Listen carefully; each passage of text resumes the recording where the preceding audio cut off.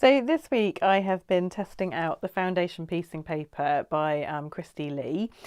It's available via Riley Blake Designs, so you can get your hands on it if you want to. And I have been making this item just here. So it's a new foundation paper piecing design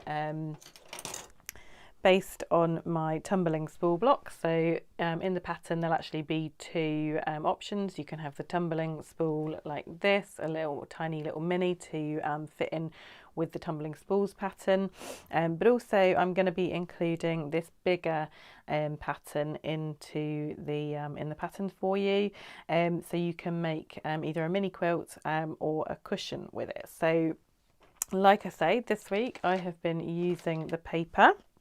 And it's brilliant. I love it. It is looks and feels just like regular paper. So it's got a sturdiness to it, but it's much thinner than normal paper. So it tears really easy. You can just about see through it if that's important to you in terms of seeing a design, and it goes through the printer absolutely fine. So it's a really good paper to use for foundation paper piecing. Today what I thought I would do is just show you how I plan out how I'm going to quilt a project. So one of the first things that I often do is print out a picture of the project and then draw the designs onto it. So that's what I started off doing for this project, but I ended up not liking what I had done to start with. So decided to scrap that, and instead of printing out some more copies, instead I've just grabbed a